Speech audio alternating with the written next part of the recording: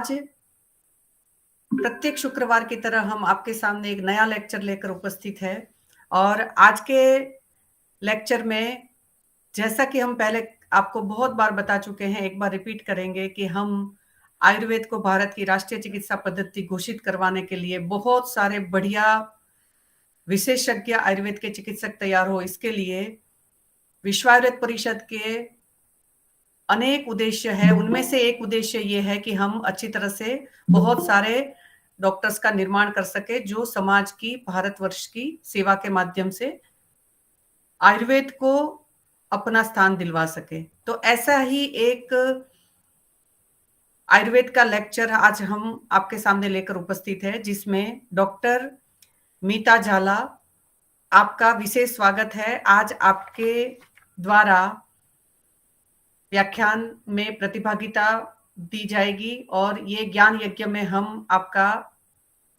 प्रारंभ में ही धन्यवाद करते हैं। आपका सभी का साथ में आपका परिचय करवा दूं।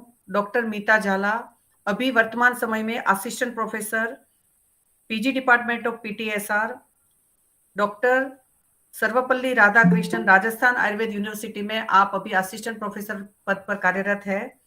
आपने अपनी अंडर ग्रेजुएशन की पढ़ाई राष्ट्रीय आयुर्वेद संस्थान एनआईए से की और आपने अपनी post graduation Banaras Hindu university से आपने कंप्लीट की है। आप सीनियर मेडिकल ऑफिसर 2012 से आप राजस्थान में विभिन्न जगह पर कार्यरत रही और उसके पश्चात 2018 से आप विश्वविद्यालय राजस्थान विश्वविद्यालय जोधपुर में अभी आप प्रसूति तंत्र विभाग में कार्यरत है। आपका चिकित्सा अनुभव और आपके अनेक दूसरी गतिविधियां बच्चों के लिए प्रेरणादायी है और सीखने की तमन्ना मैं समझती हूँ कि एज अ टीचर, जो मेरे टीचर ने मुझे कहा था कि सीखने की तमन्ना, जिज्ञासा का हमेशा प्रज्वलित रहना एक शिक्षक को शिक्षक बनाता है। और यही मैंने डॉक्टर मीता में भी देखी कि सीखने की तमन्ना, जो मेरे टीचर ने मुझे कहा है कि बेटा जिंदा रहो तब तक चालू रखना ये सीखना।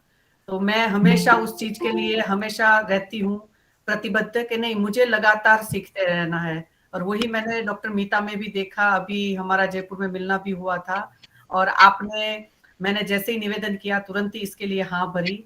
और आपका विश्व आयुर्वेद परिषद के इस प्लेटफॉर्म पे बहुत बहुत हार्दिक स्वागत है डॉक्टर साहब। और जी, over to you doctor Mita. Good evening respected Hetal ma'am, join हुए हुए सभी respected teachers and respected juniors students. आज मैम ने मुझे ये अपॉर्चुनिटी दी है कि मैं आपके सामने एक इम्पॉर्टेंट टॉपिक पे कुछ डिस्कस करूं। तो मैं अभी अपना स्लाइड शेयर करती हूँ और टॉपिक स्टार्ट करती हूँ। Good evening to all once again.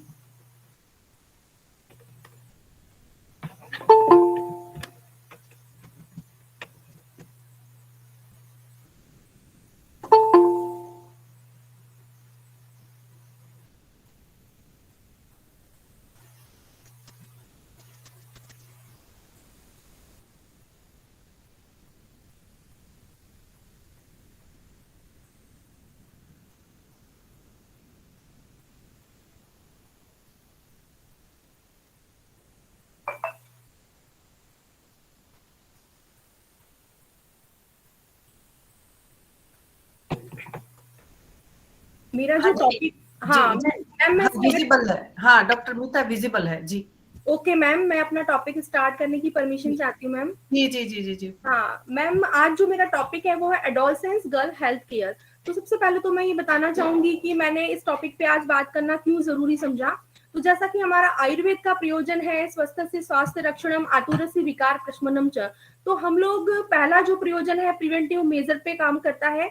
तो चूंकि हम लोग गायनी ऑफ सब्जेक्ट से रिलेटेड हैं और हमारा जो मेन उद्देश्य वही है मातृ स्वास्थ्य रक्षण यानी कि मैटरनल हेल्थ केयर। तो यदि हम मैटरनल हेल्थ केयर के ऊपर बात करना चाहते हैं तो उससे भी पहले जरूरी है कि हमें एडोलसेंस गर्ल हेल्थ केयर के ऊपर बात करनी चाहिए।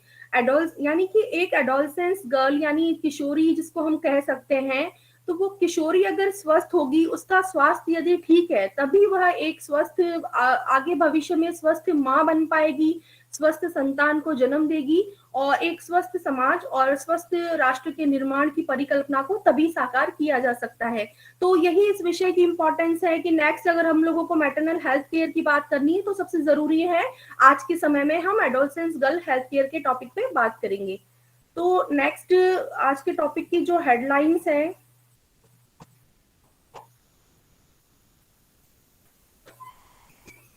headlines for discussion: what is adolescence, menstrual disorder in adolescent girl, menstrual hygiene, common illness in adolescents, holistic approach in adolescent illness and adolescence counseling। हमारा जो जीवन है या जिसको हम अपना लाइफ स्पान कहते हैं, उसका एक इम्पॉर्टेंट एज ग्रुप जो होता है वो एडोलसेंस एज होता है। 4 इम्पॉर्टेंट स्टेजेस रहती है लाइफ की, जिसमें इन्फेंसी रहता है, चाइल्डहुड है, एडोलसेंस है, एडल्टहुड है। उनमें भी सबसे इम्पोर्टेंट आज की बात करेंगे वो एडोलसेंस ही है। एडोलसेंस एग्जैक्टली क्या है? एडोलसेंस जो वर्ड है वो एडोल शेयर एक लैटिन वर्ड है, उससे डिराइव किया गया है और इसका मतलब होता है टू ग्रो और टू ग्रो इन मैच्योरिटी।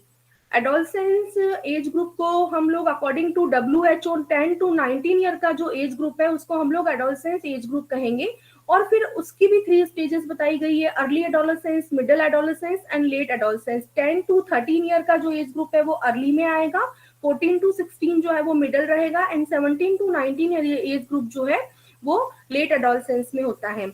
अब ये एडोलसेंस को हम लोग एक ट्रांजिशन फॉर्म मान सकते हैं, यानी कि बाल्यावस्था से युवावस्था के बीच की संयोजक कड़ी। चाइल्डहुड टू एडल्टहुड की तरफ जाने के लिए जितने भी परिवर्तनों से किसी इंडिविजुअल को गुजरना पड़ेगा, वो पूरी की पूरी जो फेज है वो एडोलसेंस फेज कहलाती है। Adolescence in India. अब एडोलसेंस पे बात करना जरूरी इसलिए भी है क्योंकि हमारे इंडिया में बहुत ज्यादा पॉपुलेशन, जिसको हम कह सकते हैं जवानों का देश, यानी यंगेस्ट पॉपुलेशन मैक्सिमम अगर किसी कंट्री में है तो वो हमारा इंडिया है। India is home at 243 million. ये डाटा थोड़ा पुराना है, हो सकता है ये पॉपुलेशन थोड़ा सा बढ़ भी गया हो। India is home at 243 million adolescents children age 10 to 19 year, the most adolescents of any country. It accounts for about 21.3% of population of the country. Girls currently married age 15 to 19 year का जो age group होता है उसमें 30% के लगभग girls जो है वो मैरिड हो जाती है हमारे इंडिया में। कंपैरेटिवली बॉयज जो है वो ओनली 4 to 6% जो है इस एज ग्रुप में मैरिड हो जाते हैं। तो मैरिड होने के बाद में जो रिप्रोडक्टिव एज ग्रुप होती है उससे रिलेटेड हेल्थ इश्यूज भी इसीलिए गर्ल्स में ज्यादा देखने को मिलते हैं, क्योंकि उसमें उसका जो इंसिडेंस है वो बहुत ज्यादा है अर्ली मैरिजेस का। बर्थ बाय एज एक ग्लोबल डाटा है यूनिसेफ का, उसके अकॉर्डिंग भी बर्थ से लेकर 18 ईयर तक का जो एज ग्रुप है उसमें 21.7% जो पॉपुलेशन है वो एडोलसेंस एज ग्रुप का रहता है। अब ये जो मैंने बताया कि एडोलसेंस एज जो है वो बाल्यावस्था से युवावस्था की संयोजक कड़ी है या एक परिवर्तनों का दौर है, तो किस किस तरीके के परिवर्तन हम लोग देख सकते हैं। तो सबसे पहला इंपॉर्टेंट होता है जब बच्चा बड़ा होता है तो सबसे इंपॉर्टेंट फिजिकल ग्रोथ होती है, यानी एकदम से बॉडी में कुछ चेंजेस देखने को मिलते हैं, उसके शरीर का विकास होता है जिसको भौतिक वृद्धि कह सकते हैं हम लोग। फिजिकल ग्रोथ में स्केलेटन ग्रोथ सबसे इंपॉर्टेंट है। बोन्स जो होते हैं उसके सेकेंडरी ऑसिफिकेशन सेंटर्स जो है वो ग्रो करते हैं, उनका क्लोजर नहीं रहता और एकदम से उनकी जो हाइट है वो बढ़ जाती है इस एज ग्रुप में हम देखते हैं। इसके साथ साथ में बॉडी का कंपोजिशन भी बढ़ता है, वेट गेन होता है और स्पेसिफिक गर्ल्स में जो है एडिपोज टिश्यू में ज्यादा इंक्रीज होता है और बॉयज में क्या रहता है, मसल मास में ज्यादा इंक्रीज देखा जाता है। इसीलिए जो ओबेसिटी का पॉपुलेशन होता है उसमें भी गर्ल्स ज्यादा अफेक्टेड होती है, क्योंकि इस एडोलसेंस एज ग्रुप में एडिपोज टिश्यू कलेक्शन गर्ल्स में ज्यादा होता है। इसके बाद में सबसे इंपॉर्टेंट होता है psychological growth.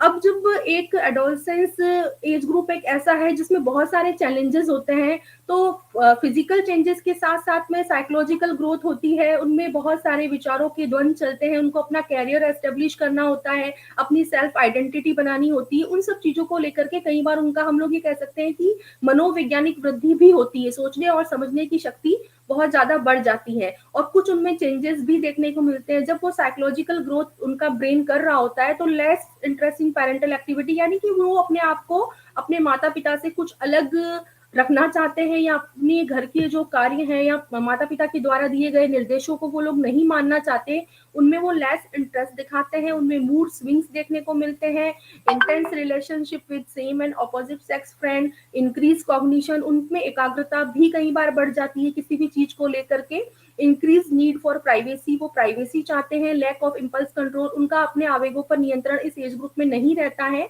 Increase intellectual ability. एक प्लस पॉइंट ये भी है कि ये एक ऐसी एज है जो कि उनमें बौद्धिक क्षमता जो है बहुत ज्यादा बढ़ जाती है और बहुत सारी अच्छी चीजें भी बहुत जल्दी ग्रेस्प कर लेते हैं, एज वेल एज बहुत बुरी चीजें भी बहुत जल्दी वो ग्रेस्प कर लेते हैं due to increase intellectual ability and risk taking behaviour उनका रहता है, कुछ भी कर गुजरने की जो क्षमता है होती है वो इस एज ग्रुप में बिना डरे वो कोई भी कार्य कर सकते हैं। ये इस तरीके के जो चेंजेस है वो साइकोलॉजिकल ग्रोथ हम कह सकते हैं।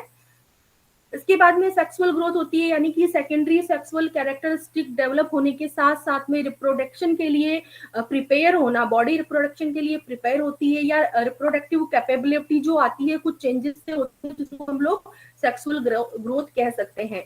तो गर्ल्स में जो होता है वो थैलार्की से लेकर के मिनार्की ये सारे चेंजेस होते हैं, ब्रेस्ट बड का डेवलपमेंट होता है, प्यूबिक हेयर ग्रोथ होगी, देन एकदम से हाइट में इंक्रीज होगा, और मिनार्की पहली बार जो मेंसेस आते हैं उसको मिनार्की कहते हैं, तो रजोदर्शन होगा। इसके साथ साथ में जो है एक्सटर्नल जेनिटल ऑर्गन्स में भी प्रोलिफरेशन एनलार्जमेंट मिलता है, as well as internal genital organs में, ओवरीज, यूट्रस, इसमें भी कुछ ग्रोथ और हाइपरट्रॉफी देखने को मिलती है, एंड अंडर आर्म्स हेयर जो है वो डेवलप होते हैं। तो बॉयज और गर्ल्स में कुछ सिमिलर भी होते हैं, कुछ ड्यू टू स्पेसिफिक हार्मोन्स कुछ अलग टाइप के चेंजेस भी देखने को मिलते हैं।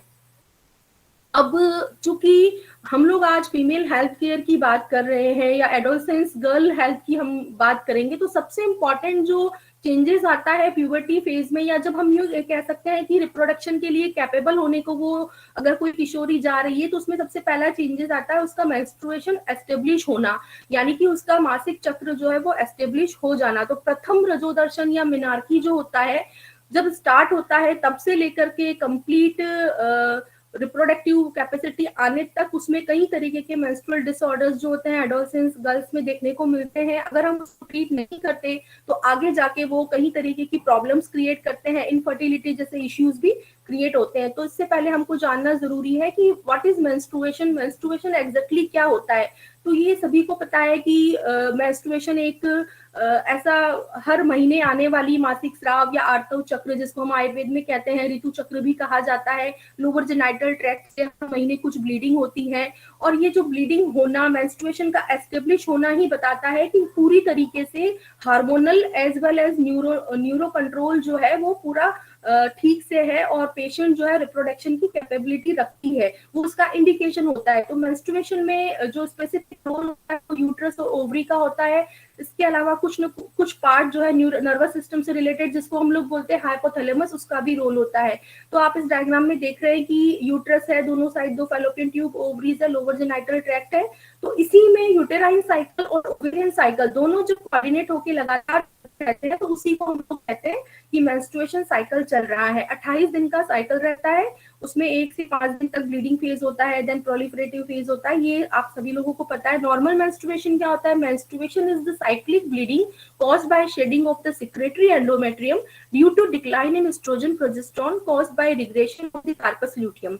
अब सबसे इंपॉर्टेंट यही कि होता क्या है, हमारी जो ओवरीज होती हैं जब वो बाल्यावस्था में कोई लड़की है तब तक उसकी ओवरी जो है वो स्टेरॉइडोजेनेसिस नहीं करती, या हम लोग कह सकते हैं कि वो जो साइकिल्स होते हैं वो अनओव्यूलेटरी या नॉन ओव्यूलेटरी टाइप के होते हैं, यानी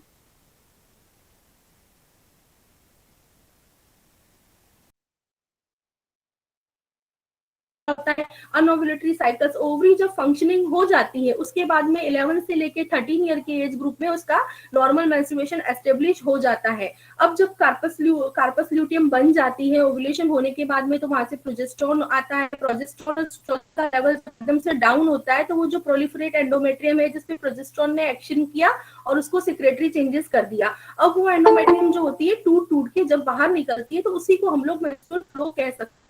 तो कुल मिला के ये है कि ये पूरा एक फंक्शनल इंटीग्रिटी है जिसका पूरा कंट्रोल जो होता है न्यूरो हार्मोनल होता है। तो अब ये है कि this depends mainly on the functional integrity of 3 endocrine sources. First is the hypothalamus, second is the anterior pituitary gland, and third is the granulosa cells of the ovary। इस पूरे axis को हम HPO एक्सिस कह सकते हैं। जब coordinated HPO axis होगा, patent flow tract जो है वो पेटेंट होगा, तो नॉर्मली जो साइकिल है वो नॉर्मल एस्टेब्लिश हो जाता है और कंटिन्यूअसली चलता रहता है। अब सबसे इंपॉर्टेंट मेंस्ट्रुअल डिसऑर्डर जिसको हम कह सकते हैं, या जिसकी बहुत सारी एडोलसेंस एज ग्रुप में बच्चियां हमको देखने को मिलती है, वो होता है symptoms pre menstrual syndrome, PMS जिसको हम कहते हैं, प्री मेंस्ट्रुअल सिंड्रोम। यानी कि मासिक स्राव से संबंधित ऐसे बहुत सारे साइन एंड सिम्टम्स उन बच्चियों में देखने को मिलते हैं, जिसकी वजह से वो परेशान होती है और हमारे ओपीडी तक पहुंचती है। तो मेंसेस आने के कुछ दिनों पहले, यानी कि 6 to 7 days, approximate 8 to 10 days तक भी हो सकता है, 8 से 10 दिन पहले उसमें बहुत सारे ऐसे फीचर्स होते हैं जो कि उनके लिए परेशानी बन जाते हैं, उन्हीं को हम लोग प्री मेंस्ट्रुअल सिंड्रोम कहते हैं। तो उसमें जो सिम्टम्स देखने को मिलते हैं, उसमें ब्लोटिंग मिलता है ड्यू टू प्रोजेस्टेरोन हार्मोन, जो है गैस्ट्रिक डिस्कम्फर्ट मिलेगा, डिस्टेंशन मिलेगा due to estrogenic hormone, breast swelling, breast tenderness, pain feel होगा, मूड चेंजेस देखने को मिलते हैं, वो डिप्रेशन में हो सकते हैं, सैडनेस में हो सकते हैं, मूड इरिटेबल मूड उनका हो सकता है, हेडेक है, हेडेक जिसको हम जनरली माइग्रेन कहते हैं, उन माइग्रेन हेडेक के साथ में जब नॉजिया वॉमिटिंग भी हो सकता है, वेट गेन, प्रोजेस्टेरोन जो होता है वो फ्लूइड रिटेंशन के लिए रिस्पॉन्सिबल होता है, तो वेट गेन देखने को मिलता है, फूड क्रेविंग बहुत ज्यादा, किसी भी स्पेसिफिक फूड को खाने की जो इच्छा होती है उसी को फूड क्रेविंग कहते हैं, इस तरीके का जो चेंजेस देखने को मिलते हैं, और स्लीप डिस्टर्बेंस भी प्री मेंस्ट्रुअल सिंड्रोम के रूप में देखने को मिलते हैं। तो ये जो सिंड्रोम होता है, ये जनरली एश्योरेंस से, काउंसलिंग से बहुत हद तक हम इन सिम्टम्स को ट्रीट कर सकते हैं। मेडिसिन की इसमें बहुत ज्यादा जरूरत नहीं होती, लाइफ स्टाइल मॉडिफिकेशन से हम इस प्री मेंस्ट्रुअल सिंड्रोम जैसी मतलब बीमारी को हम प्रिवेंट भी कर सकते हैं और मैनेज भी कर सकते हैं। नाउ सेकंड जो चीज होती है प्री मेंस्ट्रुअल सिंड्रोम के बाद में, एबनॉर्मल यूटेराइन ब्लीडिंग, यानी कि जो साइकिल आ रहा है वो बिल्कुल अगर ठीक से चल रहा है, बिल्कुल नॉर्मल इंटरवल पे है, नॉर्मल उसका ड्यूरेशन है, लेकिन उससे हटके जब भी कभी कुछ एबनॉर्मल फॉर्म वो प्रेजेंट करता है तो उसी को हम एबनॉर्मल यूटेराइन ब्लीडिंग कहते हैं। जनरली जो उसका पैटर्न रहता है कि वो 28 डे पे आ जाता है, मैक्सिमम 35 डे तक हमको वेट करना है। अगर 35 डे के बाद में भी अगर पीरियड नहीं आया तो उसे हम ओलिगोमेनोरिया कह सकते हैं, और जल्दी आने में अगर 21 दिन से पहले वो बहुत जल्दी रिपीट होगा तो उसको पॉलीमेनोरिया कहेंगे। मेट्रोरेजिया में क्या रहता है, menstrual bleeding occurring at irregular intervals and bleeding between menstrual cycle, जिसको हम लोग असरगदर कह सकते हैं, जिसमें कोई पैथोलॉजी भी हो सकती है, उनको हम लोग मेट्रोरेजिया में ले लेंगे। मिनोरेजिया एक्सेसिव ब्लीडिंग हो सकती है, यानी 80 ml से ज्यादा फ्लो 3 डेज में भी जा सकता है, या फिर हम लोग ये कह सकते हैं कि मेंस्ट्रुएशन बहुत लंबे समय तक चल रहा है, आ रहा टाइम पे है लेकिन 7 डेज से ज्यादा अगर वो चल रहा है तो वो मिनोरेजिया। तो इस तरीके के पैटर्न देखने को मिलते हैं एबनॉर्मल यूटेराइन ब्लीडिंग में। लेकिन जो प्यूबर्टी में या एडोलसेंस एज ग्रुप में किस तरीके का पैटर्न मिलता है, तो वो होता है प्यूबर्टी मेनोरेजिया। सबसे इंपॉर्टेंट मोस्ट कॉमन कंप्लेन रहती है जैसे ही मेनार्की एस्टेब्लिश हो जाता है, मेनार्की एस्टेब्लिश होने के बाद में बहुत सारी गर्ल्स ओपीडी में आती है कि उनका जो मेंसेस रहता है वो बहुत लंबे समय तक चलता है, यानी कि उनका कंप्लेन होता है कि 10 to 15 डेज उनका पीरियड चलता है और हर 10 दिन में जो है 10 से 15 दिन में उनका पीरियड आ जाता है, या फिर इस तरीके का पैटर्न होता है 10 दिन चलती है लेकिन 2-3 महीने से आती है। तो ये सब चीजें क्यों होती है, ये भी एक तरीके की डिसफंक्शनल यूटेराइन ब्लीडिंग है।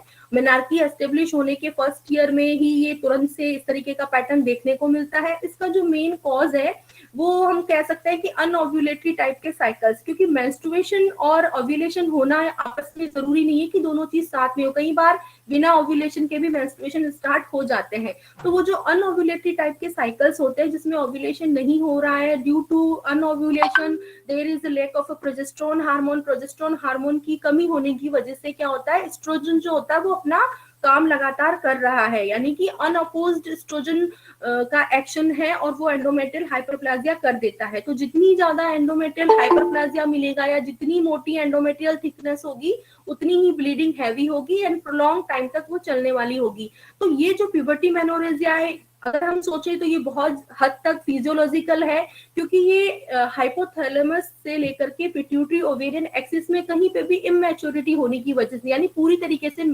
एचपीओ एक्सिस जो है पेटेंट नहीं हुआ है या एचपीओ एक्सिस मैच्योर नहीं हुआ है, उस वजह से ऐसा देखने को मिलता है। लेकिन कुछ समय के बाद में ये साइकिल जो होता है वो रेगुलराइज हो जाता है, टेक 18 months to 2 years में ये पैटर्न रेगुलर हो जाता है।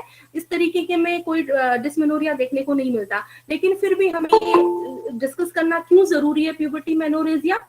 कि इसका बहुत बड़ा साइड इफेक्ट होता है कि गर्ल्स के अंदर due to heavy bleeding anaemia देखने को मिलता है, एचबी बहुत ज्यादा लॉस हो जाता है, जनरलाइज वीकनेस देखने को मिलती है, बच्चियां जो है अपनी डे टू डे एक्टिविटीज नहीं कर पाती, उनका जो स्कूल में परफॉर्मेंस है वो डाउन हो जाता है, उनको बहुत सारे ड्यू टू लो एचबी बहुत सारी प्रॉब्लम का सामना करना पड़ता है, कई बार उनको ब्लड ट्रांसफ्यूजन भी करना पड़ता है, इतना एचबी उनका लो हो जाता है। तो कुछ हद तक हम एश्योर करके हम इसको प्रिवेंट कर सकते हैं, कुछ हम उनको आयरन सप्लीमेंटेशन दे सकते हैं, और प्यूबर्टी मेनोरेजिया के केसेस में हम लोगों को यूटेराइन टॉनिक जो हमारे हर्बल टॉनिक्स है उनका हमें यूज करना चाहिए। तो ये भी एक कॉमन कंप्लेन है जो कि एडोलसेंस एज ग्रुप में देखने को मिलती है। और इसके बाद में जो तीसरी इंपॉर्टेंट है मेंस्ट्रुएशन से रिलेटेड जो कंप्लेन मोस्ट कॉमनली हम देख रहे हैं आज का जो एरा है उसमें एमेनोरिया। तो सिंपल सा मेंसेस जब नहीं आता है तो उसको हम एमेनोरिया कहते हैं। फिजियोलॉजिकल भी होता है, पैथोलॉजिकल भी होता है, प्राइमरी भी होता है, सेकेंडरी भी होता है। प्राइमरी एमेनोरिया हम लोग कब कहेंगे, जबकि पूरी तरीके से मेंसेस कभी स्टार्ट ही नहीं हुआ, यानी कि मेनार्की हुआ ही नहीं है। अगर कैरेक्टरिस्टिक डेवलप हो गए हैं तो हम 16 ईयर तक एज तक वेट करना होता है हम लोगों को। अगर 16 ईयर एज तक भी सेकेंडरी सेक्सुअल कैरेक्टरिस्टिक के साथ में मेनार्की नहीं हुआ तब वो प्राइमरी एमेनोरिया कहलाएगा। या फिर ये मान लो कि सेकेंडरी सेक्सुअल कैरेक्टरिस्टिक डेवलप ही नहीं हुए लेकिन 14 ईयर एज हो चुकी है, तब हम 14 ईयर एज पे ही हम इसको प्राइमरी एमेनोरिया मान लेते हैं। प्राइमरी एमेनोरिया के जो जनरली कॉजेज रहते हैं वो हाइपोथैलेमिक पिट्यूटरी तक ही लिमिटेड रहते हैं, उसमें ओवेरियन कॉजेज का बहुत ज्यादा इन्वॉल्वमेंट नहीं होता। या हम कह सकते हैं कि क्रोमोसोमल पैटर्न में कहीं कोई एबनॉर्मलिटी होती है, जैसे कि टर्नर सिंड्रोम मोस्ट कॉमन इसका एक कॉज हम मान सकते हैं। सेकेंडरी एमेनोरिया वो होता है जिसमें बच्चियों में क्या होता है कि मेनार्की भी ठीक से हो गया, 2-4 साल मेंसेस एकदम रेगुलर फॉर्म में थे और अचानक से 5-6 महीने से 7 महीने से ब्लीडिंग नहीं हो रही है, या जो ब्लीडिंग हो रही है या जो मेंसेस आ रहे हैं वो 2-2 3-3 महीने से आ रहे हैं। तो जब 2-3 महीने तक पीरियड नहीं आता है तो उसको हम लोग सेकेंडरी एमेनोरिया कहते हैं। और सेकेंडरी एमेनोरिया की जो कॉजेज है वो ज्यादातर केसेस में जो ओवेरियन फैक्टर्स पर डिपेंड करते हैं, यानी हमारी ओवरी जो है कहीं ना कहीं काम करना कम कर दी है, यानी कि हमारी ओवरी ने काम करना कम कर दिया है। तो इसका जो मेन कॉज है सेकेंडरी एमेनोरिया का जो गर्ल्स में देखने को मिल रहा है वो हम लोग मेटाबॉलिक सिंड्रोम हम उसको समझ सकते हैं, या ड्यू टू मेटाबॉलिक सिस्टम के ठीक से काम नहीं करने की वजह से ऐसा हो रहा है। हम लोग डिस्कस करते हैं कि थायराइड की प्रॉब्लम है या फिर डायबिटीज मेलाइटिस का प्रॉब्लम है। उसमें क्या होता है, थायराइड ग्रंथि ने काम करना गड़बड़ कर दिया या फिर पैनक्रियास जो है वो प्रॉपर काम नहीं कर रही है, तो उसका भी हम लोग जीवन शैली जन्य विकार हम उसको समझ रहे हैं, यानी लाइफ स्टाइल डिसऑर्डर्स है। तो एज वेल एज हमारी ओवरीज भी एक प्रकार की ग्रंथि ही है, हम इसको ग्रंथि ही समझ सकते हैं क्योंकि उसका टाइम है कि 12 साल 13 साल पे वो एक्टिव हो जाती है ओवरी। तो वो जो ओवरी में लाइफ स्टाइल मॉडिफिकेशंस की वजह से, या हम ये मॉडर्न लाइफ स्टाइल और जो हमारा खान पान है या मॉडर्न स्टाइल का जो खान पान है उस वजह से वो ग्रंथि में अपनी जो फंक्शन करने की कैपेसिटी वो रिड्यूस होती जा रही है, वो ओवरी ये कह सकते हैं कि नॉन फंक्शनिंग हो रही है। तो उसी की वजह से सेकेंडरी एमेनोरिया एडोलसेंस गर्ल्स में देखने को मिल रहा है। सबसे इंपॉर्टेंट कॉज जो हम आजकल बात कर रहे हैं, बहुत सारे केसेस में आप ये समझ सकते हो कि लगभग अगर आप रोज ओपीडी करते हो तो कम से कम 2 गर्ल्स हमारे पास ऐसी आ जाती है कि 2 से 3 लड़कियां जिसमें पीसीओएस का प्रॉब्लम देखने को मिल रहा है। पहले ये पीसीओएस बहुत ज्यादा नहीं मिलता था, और सेकेंडरी एमेनोरिया का केस लड़कियों में हमने आज से 15 साल पहले ये सिचुएशन थी कि हम नहीं सुनते थे कभी कि किसी को 6 महीने पीरियड नहीं आया, लेकिन आज का जो टाइम है उसमें मुझे भी देखने को मिल रहा है कि कम से कम 8-8 9-9 महीने हो चुके हैं, बच्चियां हैं 14 साल की 15 साल की जिनको पीरियड नहीं आ रहा है। तो उसका सबसे इंपॉर्टेंट जो कारण है वो है पॉलीसिस्टिक ओवेरियन सिंड्रोम इसलिए क्योंकि इसमें ओवरी के साथ साथ में अदर चेंजेस भी देखने को मिलते हैं, हिर्सुटिज्म है, एक्ने है और एक्यांथोसिस नाइग्रिकेंस है, लेकिन ओवरी में स्पेसिफिक चेंजेस देखने को मिलते हैं। ओवरी में बहुत सारे पॉलीसिस्ट बन जाते हैं। ये आप एक सोनोग्राफिक मतलब एक पिक्चर है जिसमें शो हो रहा है कि किस तरीके से दोनों ओवरीज जो है उसमें मल्टीपल सिस्ट बन चुके हैं, इसको नेकलेस अपीयरेंस बोलते हैं। और ये पॉलीसिस्टिक ओवेरियन सिंड्रोम भी मेरा मानना यही है कि ये जीवन शैली हमारा जो विपरीत या मिथ्या आहार विहार है उसी का ये कारण है, एक्स्ट्रा जो वेट बढ़ना है और खान पान इसके लिए रिस्पॉन्सिबल है। तो बहुत हद तक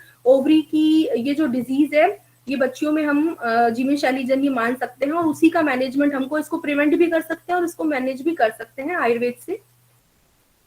नाउ डिसमेनोरिया भी एक इंपॉर्टेंट कंप्लेन होता है एडोलसेंस गर्ल में। पेनफुल मेंस्ट्रुएशन, यानी कि जब भी मासिक स्राव होगा या मेंसेस आएंगे तब उसको बहुत पेन होता है, लोअर एब्डोमेन में, बैक एक में, लोअर लिम्स में, पेल्विक रीजन में पेन होना। It is the most common gynaecological complain in young women और young girl who present to clinician. हमारे पास बहुत सारी बच्चियां आती है कि पीरियड्स के टाइम पे बहुत ज्यादा दर्द होता है, इतना दर्द होता है कि हम स्कूल नहीं जा सकते, हमें घर पे रुकना पड़ता है, हमें छुट्टी लेनी पड़ती है। तो वो जो कंडीशन जिसमें डे टू डे लाइफ वो अपना एक्टिविटीज को नहीं कर पा रही है, रूटीन वर्क अपना नहीं कर पाई, वही डिसमेनोरिया है। प्राइमरी कॉजेज भी हो सकते हैं एंड सेकेंडरी भी हो सकते हैं। जनरली एडोलसेंस गर्ल में जो कॉजेज देखने को मिलते हैं वो स्पॉज्मेटिक होते हैं, और कुछ पैथोलॉजी, पेल्विक पैथोलॉजी जहाँ पे भी कंजेशन बढ़ रहा है, पेल्विक फ्लो, ब्लड फ्लो जहाँ पे भी बढ़ा हुआ है, ऐसी कोई जैसे कि एडिनोमायोसिस होगा, एंडोमेट्रियोसिस हो गया, कोई फाइब्रॉइड हो गया, उनकी वजह से अगर यह डिसमेनोरिया देखने को मिलेगा तो वो सेकेंडरी टाइप का या कंजेस्टिव टाइप का डिसमेनोरिया रहता है। और प्राइमरी डिसमेनोरिया जो है जिसको स्पाज्मोटिक कहते हैं वो जनरली हार्मोन रिलेटेड होता है, कुछ टाइम में ये अपने आप इसका रिग्रेसमेंट भी हो जाता है। अब नाउ हम लोग बात करेंगे कि मेंसेस से रिलेटेड बहुत सारी प्रॉब्लम होती है, उसी के प्रॉब्लम के मैनेजमेंट के साथ साथ हम लोगों को अगर अवेयरनेस फैलानी है तो हमको मेंस्ट्रुअल हाइजीन के बारे में अवेयरनेस फैलानी है। मेंस्ट्रुअल हाइजीन क्या होता है? मासिक चक्र के दौरान अपनाई जाने वाली साफ सफाई या कुछ नियमों का पालन, उसी को हम लोग मेंस्ट्रुअल हाइजीन कहते हैं। Period it's a taboo topic, unclean और एम्बेरसिंग। मतलब पीरियड्स को लेकर के जो समाज में एक अब तो बहुत बदल गया है, लेकिन पहले ऐसा होता था कि इस विषय पे कोई बात करना नहीं चाहता, परिवार में इस विषय पे बात करना, इस चीज को छुपाया जाता है। किसी का मेंसेस आया है तो उसको अनक्लीन समझा जाता है, उसको अकेला रखा जाता है, उसको बीच में नहीं बैठना है। वो जो जिस बच्ची को पीरियड्स हो रहा है वो अपने आप में एम्बेरसमेंट फील करती है, उसको ऐसा लगता है कि मेरे साथ बहुत कुछ गलत हो गया है। और यही सारी जो यहाँ यही पूरी जो सोच है उसकी वजह से मेंस्ट्रुअल हाइजीन पे भी खुल के बात नहीं की जाती। लेकिन अब वो समय नहीं है, क्योंकि अगर हमने मासिक चक्र के दौरान साफ सफाई का ध्यान नहीं रखा तो वो जो एडोलसेंस गर्ल है उसके अंदर बहुत सारे रिप्रोडक्टिव ट्रैक्ट इन्फेक्शन हो सकते हैं, साथ ही साथ बहुत सारी सेक्सुअली ट्रांसमिटेड डिजीजेस में जो भी बैक्टीरिया या अदर चीजें इन्वॉल्व है उनका भी कहीं ना कहीं बाहर से इन्फेक्शन हो सकता है। और पहले ही वो लड़की जो है उसकी जेनाइटल ऑर्गन्स में सर्वाइकल कैंसर जैसी और भी प्रॉब्लम्स हो सकती है। तो उनको प्रिवेंट करने के लिए हमको मेंस्ट्रुअल हाइजीन के ऊपर बात करना बहुत जरूरी है। और इसी मेंस्ट्रुअल हाइजीन के ऊपर बात करने के लिए सरकार ने भी एक पहल की है। 2014 में जर्मन एक यूनाइटेड वॉश यूनाइटेड करके एक एनजीओ ने ये प्रोग्राम चलाया था। उसी के बेस पे 2014 से हमारे पूरे वर्ल्ड में मेंस्ट्रुअल हाइजीन डे सेलिब्रेट किया जाता है। 28 मई को ये मेंस्ट्रुअल हाइजीन डे मनाया जाता है। 28 इसलिए क्योंकि 28 दिनों का ये चक्र होता है, और मई इसलिए क्योंकि 5 दिनों के लिए ये साइकिल रहता है। तो 28 मई को इस दिन के लिए चुना गया है और मेंस्ट्रुअल हाइजीन के ऊपर बात करनी है, ताकि मासिक धर्म स्वच्छता दिवस इसको कहेंगे। और इससे रिलेटेड अवेयरनेस जो है गर्ल्स में हम लोगों को इसके प्रति अवेयरनेस फैलानी है।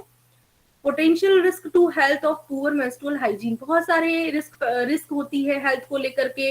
Unclean sanitary pads, material bacteria में कॉज लोकल इन्फेक्शन और travel up to vagina and enter the uterine cavity तक वो पहुंच सकते हैं, फैलोपियन ट्यूब को डैमेज कर सकते हैं। तो लोकल के साथ साथ में वो फर्दर फ्यूचर में जाकर के वो इनफर्टिलिटी को भी क्रिएट कर सकते हैं। तो कुछ इसमें चेंजिंग पैड्स इनफ्रिक्वेंटली, अगर बहुत समय से जल्दी अगर पैड को चेंज नहीं कर रहे हैं, नियम ये होता है कि हर 4 to 6 आवर में हम लोगों को अवेयरनेस देनी है गर्ल्स को कि पैड जो है उनको चेंज किया जाए। स्किन इरिटेशन हो सकते हैं, स्किन इन्फेक्शन हो सकते हैं। How to keep yourself clean during your period, every day morning and evening if possible wash your genitals with soap and water.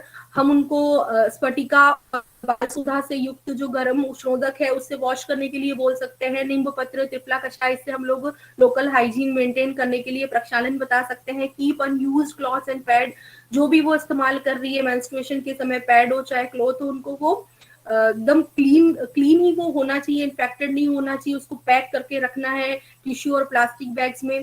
Pad the area dry with the cloth and put a fresh cloth, pad cotton tissue on your undergarments, always wipe from front to back after defecation. ये menstrual hygiene से related कुछ points है जिसके लिए हमें girls को aware करना है। What are the advantage of the sanitary napkin, menstrual hygiene के बारे में अगर हमें बात करनी तो सबसे ज्यादा जोर देना है सैनिटरी नैपकिन के यूज यूज को हमें बढ़ाना है, हमें अवेयरनेस फैलानी है कि ज्यादा से ज्यादा आप सैनिटरी नैपकिन का इस्तेमाल कीजिए ड्यूरिंग मेंस्ट्रुएशन। ऐसा क्यों करना है? क्योंकि इसके अपने कुछ एडवांटेजेस हैं। Sanitary napkin can be used and disposed in a much easier way as compared to cloth. It has absorbent material layer which provide dry feeling, decrease chance of infection, help in mobility and easy of daily routine work। अपना day to day life की जो activities है उसको वो ठीक से complete कर सकती है। How to dispose napkin. अब सैनिटरी नैपकिन को यूज करना है ये ठीक है, लेकिन उसको यूज करने के साथ साथ में उसको डिस्पोज कैसे करना है इसके लिए अवेयरनेस फैलाने पे भी बहुत ज्यादा जरूरी है। Napkin should not be throw into the toilets, particularly the water closets. Keep old newspapers और waste paper ready to wrap the used napkin, drop it in the bin. You can dispose the content of the bin after your cycle bleed is over और daily. आप उसको daily भी dispose कर सकते हो या पूरा साइकिल एंड होने पे आप उसको डिस्पोज कर सकते हो। In case there is no disposable mechanism prevalent in your locality, see about disposing in your backyard. आपके पास जो भी घर के पीछे खाली जमीन है, आसपास खाली जमीन है, वहां पे हमें उन सैनिटरी नैपकिन को जो हमने इकट्ठा किया है उसको या तो जमीन में गड्ढा करके उसको गाड़ सकते हैं या फिर हम उसको बर्न कर सकते हैं। ये इसलिए जरूरी है क्योंकि इसमें प्लास्टिक मटेरियल होता है। प्लास्टिक जो होता है वो डिग्रेडेबल नहीं होता है और अगर हम उसको ऐसे ही फेंक देंगे तो ये हमारी एनवायरनमेंट को भी पॉल्यूशन कर सकता है। इसीलिए हमें जरूरी है कि हम उसका प्रॉपर डिस्पोजेबल जरूर करें। यूज करने के साथ साथ में डिस्पोजेबल टेक्निक के लिए अवेयरनेस भी जरूरी है। अब कॉमन एडोलसेंस इलनेस, यानी कि चाहे बॉयज हो चाहे गर्ल्स हो, एडोलसेंस एज ग्रुप में बहुत सारी कहते हैं कि बहुत सारी इलनेस या जो उसकी हेल्थ से रिलेटेड इश्यूज देखने को मिलते हैं। तो वो कौन कौन से इश्यूज होते हैं उन पे हम लोग बात कर रहे हैं। Why pay attention to health of adolescents? Adolescents की health पे attention करना क्यों जरूरी है? To reduce death and disease in adolescents, an estimated 1.7 million young people aged from 10 to 19 die each year.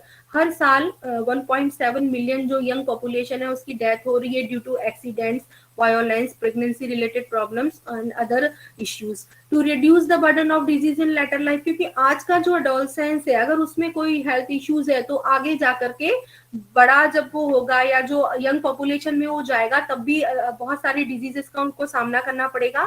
तो नेक्स्ट आने वाले टाइम में जो भी डिजीज का बर्डन है उसको रिड्यूस करने के लिए भी हमें इस पे ध्यान देना जरूरी है। Malnutrition in adolescence can lead to lifelong health problems, failure to care for health needs of young pregnant women, damage their own health and that of their babies। वही बात है कि एडोलसेंस हेल्थ अच्छा नहीं है तो जब वो प्रेग्नेंट होगी तो उनके बेबीज के लिए और खुद की सेल्फ उनकी हेल्थ के लिए भी बहुत सारे साइड इफेक्ट्स देखने को मिलेंगे। Some of the highest infection rates for sexually transmitted infections are in adolescence.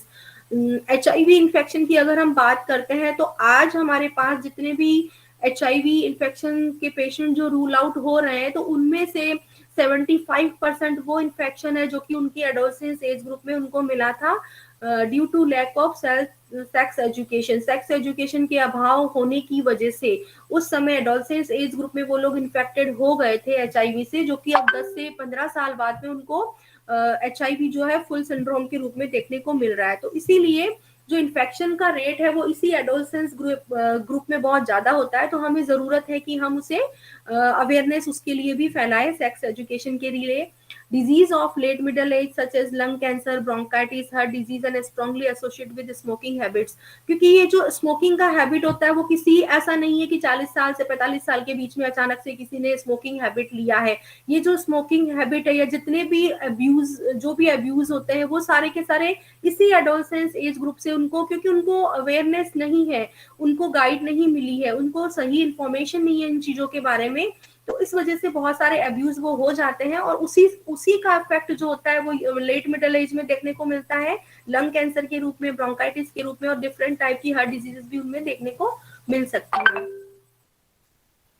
अब एडोलसेंस हेल्थ जो प्रॉब्लम है उसमें रिप्रोडक्टिव हेल्थ प्रॉब्लम्स भी मिलेगी, यानी कि इस एज ग्रुप में अगर उस गर्ल वो सेक्सुअली एक्टिव है या फिर हम कह सकते हैं कि उसकी मैरिज हो गई है, अर्ली मैरिज हो गई है, तो उसमें हाई मैटरनल मोर्टेलिटी देखने को मिलेगी। बहुत सारी छोटी उम्र में जो लड़कियां माँ बन जाती है उनमें बहुत सारे प्री एक्लिम्शिया से लेकर के बहुत सारी डिजीज देखने को मिलेगी जिसकी उनकी डेथ, PPH है, ये सब उनमें हो जाता है।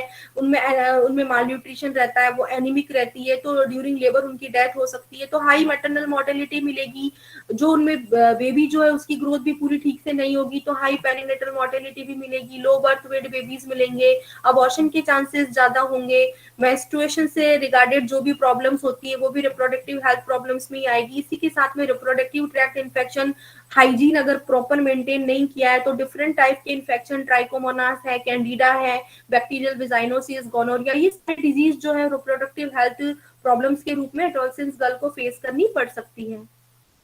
इसके साथ में चूंकि ये एज ग्रुप ऐसा होता है, फिजिकल ग्रोथ के साथ साथ में साइकोलॉजिकल चेंजेस भी उस एज ग्रुप में बहुत ज्यादा देखने को मिलता है। उन पे अपने कैरियर को लेके, एजुकेशन को लेके, कंपटीशन का ये जो चल रहा है टाइम, उसमें बहुत सारा प्रेशर रहता है, मेंटल प्रेशर, तो बहुत सारी मेंटल हेल्थ प्रॉब्लम्स भी ये बच्चे फेस कर रहे होते हैं। तो उसमें बिहेवियर डिसऑर्डर्स देखने को मिलते हैं, इमोशनल प्रॉब्लम में स्ट्रेस है, एंजाइटी, डिप्रेशन हो गया, और इसी के चलते वो कोई ना कोई सब्सटेंसेस का यूज करने लगते हैं, जैसे कि टोबैको है या ड्रग्स, आजकल ड्रग्स का बहुत ज्यादा यूज किया जा रहा है। इसके साथ साथ में साइकेट्रिक डिसऑर्डर्स भी बहुत सीवियर स्टेज में जाके मेंटल हेल्थ प्रॉब्लम के रूप में एडोलसेंस को देखने पड़ सकते हैं। अब ये है कि बहुत इंपॉर्टेंट है इसके लिए हम लोगों को जानना कि कोई भी एडोलसेंस गर्ल हो या एडोलसेंस बॉय, ऐसा नहीं है कि जो ड्रग एब्यूजर्स है वो मेनली बॉयज ही होते हैं। आजकल का जो कोएड एजुकेशन है और मॉडर्न लाइफ स्टाइल है, बहुत ज्यादा किसी भी तरीके का रेस्ट्रिक्शंस गर्ल्स पे भी नहीं है। तो जो एब्यूज है, ड्रग एब्यूज, वो हमें गर्ल्स में भी देखने को मिलता है। तो क्या वार्निंग सिग्नल्स रहते हैं अगर हमारी कोई बच्ची या कोई हमारे कोई भी पेशेंट भी है, अगर उसमें अगर इस तरीके के चेंजेस मिलते हैं तो हो सकता है कहीं ना कहीं वो ड्रग एब्यूजर हो। तो उनमें क्या चेंजेस देखने को मिलेंगे जिनको हम वार्निंग सिग्नल्स कहेंगे?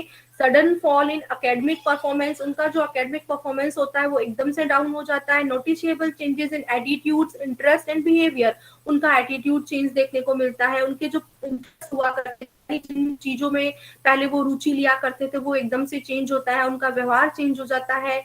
आइसोलेशन फ्रॉम अदर्स, इस तरीके के जो ड्रग एब्यूजर बच्चे होते हैं या बच्चियां होती है, वो अपने आप को हमेशा अलग रखना चाहते हैं, भीड़ से दूर रहना चाहते हैं और अधिकांश समय वो अलग बिताना चाहते हैं। Frequently alerting moods of depression और एलेशन, कभी कभी तो उनका मूड बहुत ज्यादा डिप्रेस हो जाता है, कभी कभी उनमें बहुत ज्यादा तरंग या बहुत ज्यादा एनर्जेटिक वो अपने आप को फील करते हैं। इजी फटिगेबिलिटी, यानी बहुत ज्यादा थोड़ा सा भी काम करने पे उनमें जल्दी से थकावट आ जाएगी। लैक ऑफ एंथुसियाज्म, यानी उमंगों की कमी, यानी कुछ भी नया काम करने की चाहत या उमंग उनमें नहीं रहती है। मार्क्ड इनकैपेसिटी फॉर एंजॉयमेंट, और किसी भी अच्छे मूवमेंट को वो एंजॉय करने में असमर्थता व्यक्त करते हैं। तो इस तरीके के जो वार्निंग सिग्नल्स है वो ड्रग एब्यूजर्स, गर्ल्स बॉयज, किसी में भी देखने को मिल सकते हैं। अदर एडोलसेंस हेल्थ प्रॉब्लम में डिफरेंट टाइप के इन्फेक्शंस है, जिसमें urinary tract infection, tuberculosis, sleep disorders में इंसोम्निया मिल सकता है, डे टाइम स्लीप उनमें मिलेगी, रात में वो नहीं सोते हैं, दिन में पूरा वो सोते रहते हैं, इस तरीके के पैटर्न भी देखने को मिलेंगे। स्किन प्रॉब्लम्स देखने को मिलेगी। क्रॉनिक डिजीज में हेडेक है, रिफ्रैक्टिव एरर्स जो है, जिसमें हम लोग ये कहते हैं स्क्रीन टाइम उनमें बहुत ज्यादा बड़ा है, लाइफ स्टाइल उनकी अच्छी नहीं है, तो बहुत सारी बीमारियां जो है एडोलसेंस हेल्थ प्रॉब्लम्स के रूप में होती है। Now holistic approach of common adolescence illness, अब ये जितनी भी हम लोगों ने बातें की, चाहे वो रिप्रोडक्शन से रिलेटेड हो, चाहे वो साइकोलॉजिकल इश्यूज हैं, चाहे वो मेंटल इलनेस से रिलेटेड हो, तो हम लोगों को जरूरी है कि हम उसको कोशिश करें कि हम उसको कैसे रोक सकते हैं। तो सबसे पहले तो जब प्रिवेंशन की बात होती है तो एडोलसेंस हेल्थ प्रॉब्लम्स को प्रिवेंट कैसे किया जा सकता है, तो उसके लिए primary prevention, secondary prevention and tertiary prevention. Primary prevention क्या होता है? पॉलिसीज, इंफॉर्मेशन एंड एजुकेशन, यानी कि एडोलसेंस हेल्थ से रिलेटेड बहुत सारी पॉलिसीज बनाई जाए, बहुत सारे प्रोग्राम्स क्रिएट किए जाए गवर्नमेंट के द्वारा। Information and education, IEC department के द्वारा बहुत सारे, जिसमें हम कहते हैं कि एक रेडियो के माध्यम से, टेलीविजन के माध्यम से डिफरेंट टाइप के अवेयरनेस प्रोग्राम जो है, अगर ये सब कुछ ये सब चीजें हैं तो ये प्राइमरी प्रिवेंशन का काम करती है। अब वो जरूरत ये है कि हम इसको कितनी इंपॉर्टेंस दे रही है, हमारी सरकार कितनी पॉलिसीज बना रही है। कुछ प्रोग्राम राष्ट्रीय किशोरी स्वास्थ्य कार्यक्रम से रिलेटेड है या किशोरी स्वास्थ्य योजना से, बहुत चीजें मेंस्ट्रुअल हाइजीन से रिलेटेड काफी चीजें गवर्नमेंट ने शुरू कर दी है, और अब बहुत सारे प्रोग्राम्स भी किशोरी या किशोर अवस्था से रिलेटेड चालू हो गए हैं। लेकिन इसमें बहुत ज्यादा प्राइमरी प्रिवेंशन की बात करनी है तो हमें इंफॉर्मेशन और एजुकेशन को बढ़ाना होगा, पॉलिसीज बनानी होगी। सेकेंडरी प्रिवेंशन की अगर हम बात करते हैं तो identification and reduction of risk, यानी कि पहली चीज तो ये है कि एडोलसेंस हेल्थ प्रॉब्लम को आइडेंटिफाई किया जाए और साथ साथ में उसके रिस्क को हम लोग कम भी करें। तो वो कैसे हो सकता है? सेकेंडरी प्रिवेंशन के लिए हमें अप्रोच करनी होगी, एडोलसेंस तक हमें जाना होगा। तो ये कैसे पॉसिबल है? स्कूल में जो हेल्थ चेकअप होते हैं, क्योंकि 10 to 19 ईयर का जो एज ग्रुप है वो स्कूल गोइंग एज ग्रुप होता है, तो जितनी भी स्कूल्स हैं, हम हमारे अप्रोच में होने वाली जितनी भी स्कूल्स है, वहाँ की एडोलसेंस गर्ल्स की जो पॉपुलेशन है उनको हम लोग टारगेट करें, वहां पे जाए, उनका हेल्थ चेकअप करें, क्वेश्चनरियर प्रिपेयर करें, चाहे मेंस्ट्रुएशन से रिलेटेड हो, चाहे उनके हेल्थ इश्यूज से रिलेटेड हो, जितनी भी प्रॉब्लम्स देखने को मिलती है उनके क्वेश्चनरियर प्रिपेयर किए, उनको वहां पे जाके अवेयरनेस लेक्चर हम लोग उनको दे सकते हैं। साथ ही साथ जब हम उनका हेल्थ चेकअप करेंगे, प्रॉपर उनका हिस्ट्री लेंगे, तो कुछ न कुछ एडोलसेंस रिलेटेड हेल्थ इश्यूज वहां पे निकल के आ सकते हैं। तो हम लोग क्या कर सकते हैं, जो आगे जाके उसके नेक्स्ट फ्यूचर में जो रिस्क होने वाली है उसको भी हम रिड्यूस कर सकते हैं। यानी हमने अप्रोच करके एडोलसेंस तक जा करके इसको हमने आइडेंटिफाई कर लिया और सही समय पे उसको वहीं पे रोक लिया। एंड टर्शरी प्रिवेंशन में बात आती है कि जब भी कोई ऐसे बच्चियां हमें बहुत सारे न्यूट्रिशनल डिसऑर्डर से लेकर के, या जिसको हम लोग कह सकते हैं एनीमिक पेशेंट मिलेगी, या अदर कोई भी प्रॉब्लम से रिलेटेड बच्चे मिलते हैं, तो उनका ट्रीटमेंट टर्शरी केयर सेंटर्स पे जाके हम लोग उनका ट्रीटमेंट कर सकते हैं और उनका रिहेबिलिटेशन भी डिफरेंट टेक्नोलॉजी से हम लोग कर सकते हैं। मैनेजमेंट में यही होता है कि कुछ भी जैसे हिस्ट्री वगैरह है, एग्जामिनेशन है, ये सब तो ठीक है, लेकिन अगर हम बात करते हैं आयुर्वेद की, तो आयुर्वेद का जो मैनेजमेंट है, चाहे किसी के भी लिए हो, अगर किसी एडोलसेंस एज ग्रुप के बच्चे हैं तो उसको अगर हम उनके हेल्थ इश्यूज को मैनेज करना है तो जरूरी होता है आहार, विहार और औषध, ये 3 चीजें हम लोग लेके चल सकते हैं। आहार के साथ साथ में विहार यानी उसका लाइफ स्टाइल ठीक होना चाहिए, उसकी डाइट अच्छी होनी चाहिए, और कुछ हमारे आयुर्वेद में बहुत सारी ऐसी औषधियां बताई गई है जो कि एडोलसेंस हेल्थ को मेंटेन कर सकती हैं।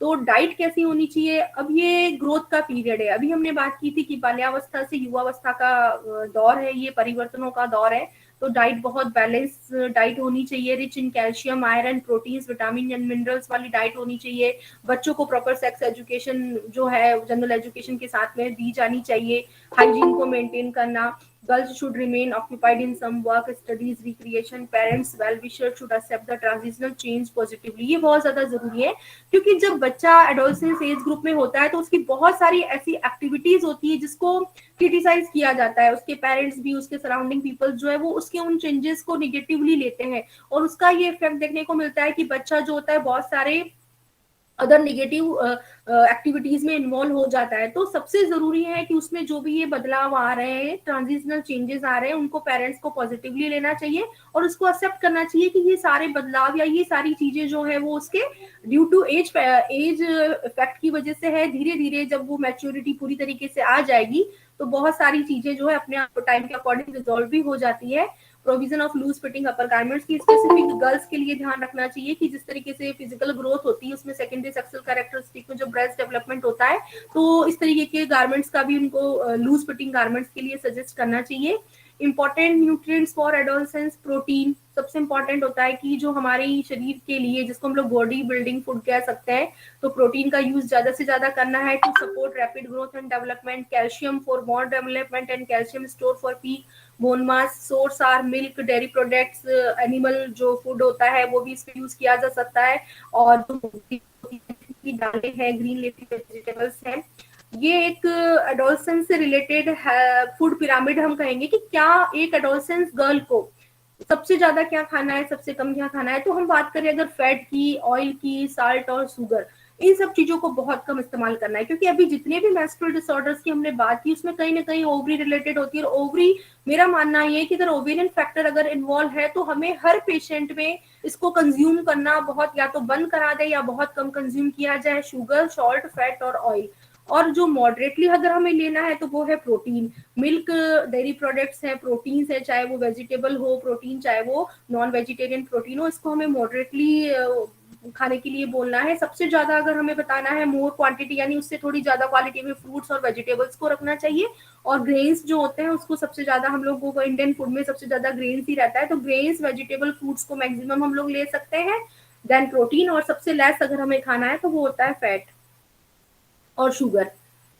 इसके साथ साथ में खान पान अच्छा हो, लेकिन अगर गुड ईटिंग हैबिट्स नहीं है, यानी आपकी ईटिंग हैबिट्स अच्छी नहीं है, तो आप कितना भी अच्छा खा लोगे वो आपके शरीर के लिए हार्मफुल इफेक्ट दे सकता है। तो maintain hygienic habits, eat slowly, chew properly, avoid TV viewing or reading while you eat, यानी जब आप खा रहे हो तो आपको ये सब चीजें अवॉइड करनी है. Small frequent meals, never skip meals specially breakfast, don't overeat. अध्यशन हमें नहीं करना है, हमारा आयुर्वेद भी कहता है कि हमें अध्यशन नहीं करना.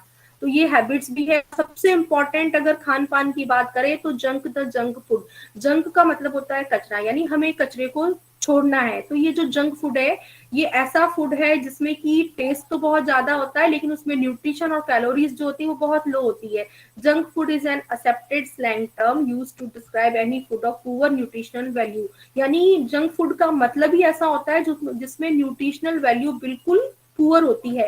It is the opposite of balance diet. जहां हम बार बार बात करते हैं, किसी भी एज ग्रुप के लोगों के लिए बात करते हैं, डाइट बैलेंस डाइट हमें लेनी है, तो वो जो बैलेंस डाइट होती है उसका जस्ट ऑपोजिट जो होता है वो जंक फूड होता है. यानी अगर आपको हेल्दी रहना है तो आपको जंक फूड है वो पूरी तरीके से छोड़ना होगा.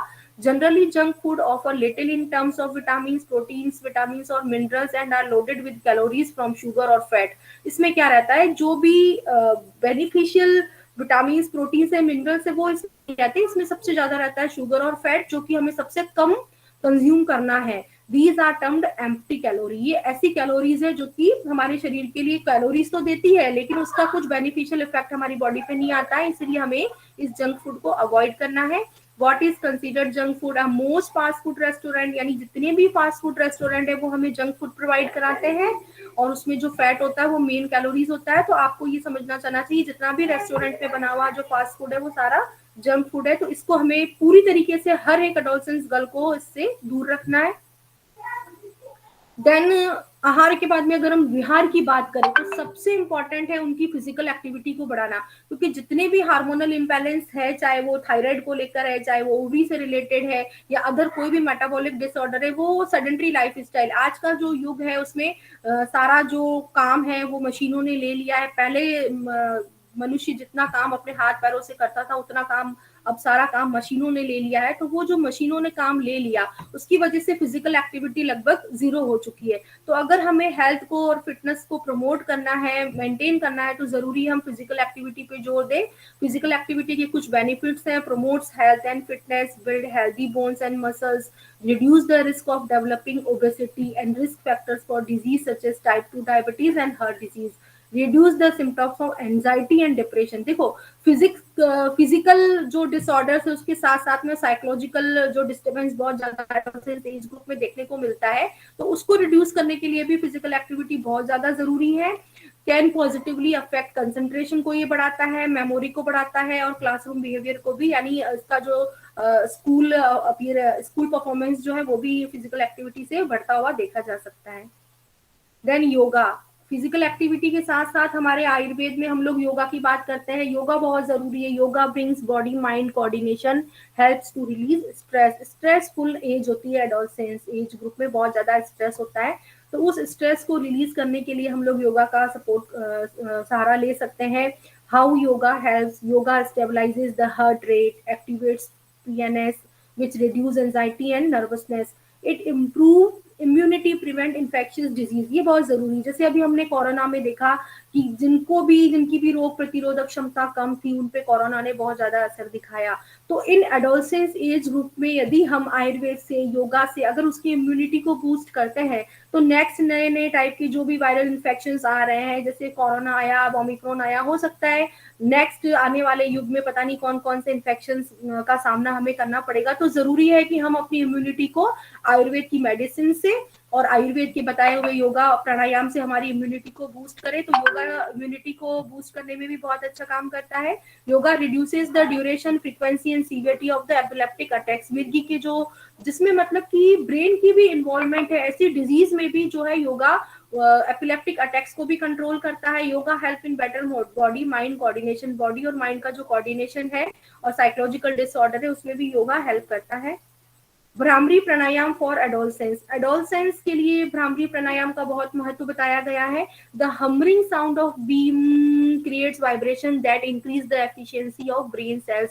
हमारे ब्रेन सेल्स के ऊपर जो वाइब्रेशंस जाते हैं जब भ्रामरी प्राणायाम करते समय एक आवाज निकालते हैं, वो जो आवाज है वो हमारे ब्रेन सेल्स की एफिशिएंसी को बढ़ाती है। तो एडोलसेंस एज ग्रुप की गर्ल्स के लिए जरूरी है कि हम भ्रामरी प्राणायाम का उनको निर्देश दें। It is very beneficial for children suffering from depression, stammering and nervousness, जो हकलाते हैं, जिनका बोलने में कॉन्फिडेंस लेवल नहीं है, जो डिप्रेस है, जो नर्वस रहते हैं, ऐसे बच्चों में भ्रामरी प्राणायाम का बहुत अच्छे रिजल्ट है। It removes mental conflicts and blocks, जो भी मानसिक द्वंद्व चल रहे हैं, उद्वेग या आवेग है, उनको भ्रामरी प्राणायाम जो है कंट्रोल करता है।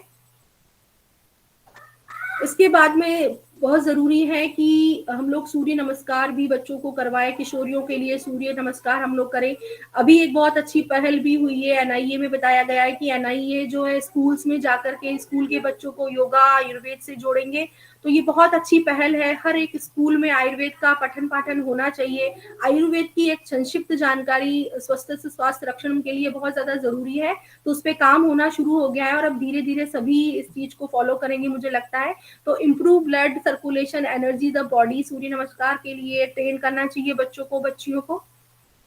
अब बहुत ज्यादा जरूरी है, अगर हम आहार विहार की बात की, इसके बाद में हो गया है कि हम लोग डाइट के बाद में है औषध की बात करते हैं। तो हमारे आयुर्वेद में बहुत सारी औषधियां बताई गई है, जिसको हम लोग कह सकते हैं जीवनीय गण की औषधियां हो गई। बल्लीय महाकषाय आचार्य चरक ने बताए, उसकी औषधियां हो गई। वय स्थापन है या रसायन औषधियां हैं, मेध्य औषधियां हैं।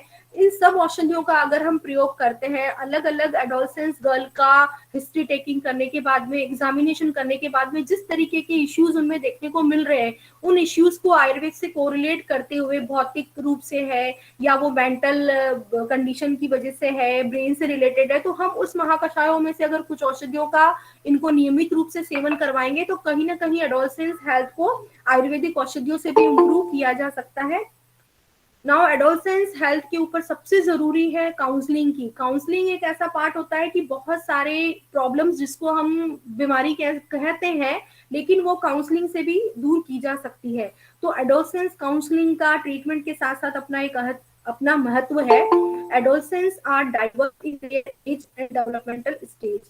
Despite all variations, adolescence is a period of exaggerated physical, emotional, social, intellectual, and spiritual growth, with their complexity often resulting in a need for counseling.